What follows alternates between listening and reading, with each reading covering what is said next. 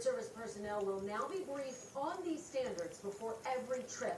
Now, among the rules, foreign nationals are now prohibited from entering the hotel rooms of Secret Service personnel, excluding hotel staff. Secret Service personnel are also prohibited from patronizing non-reputable establishments. Establishments like strip clubs. Alcohol can only be consumed in moderate amounts while off-duty and is prohibited within 10 hours of reporting for duty.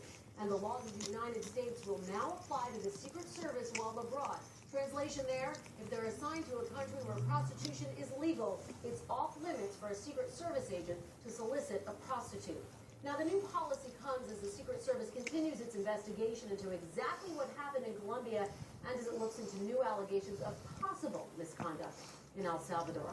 Brian. So much of this, Kristen, is just going to seem like common sense to people, but they just can't get out from under the embarrassment of this scandal. Not yet. Kristen Welker from the White House on a Friday night. Thanks.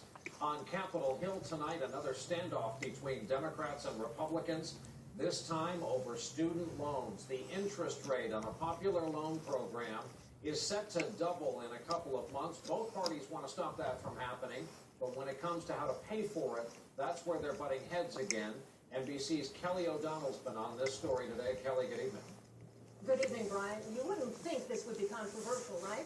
Both the president and Mitt Romney agreed that this particular student loan interest rate should be kept low and extended.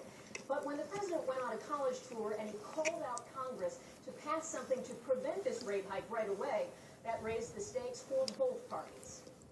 Entirely crazy. A fired-up Speaker of the House vented frustration and dismay For political gain. that a student loan interest rate has become a volatile issue. People want to politicize it because it's an election year. But my God, do we have to fight about everything? This latest Washington clash is all too real for college students and their parents.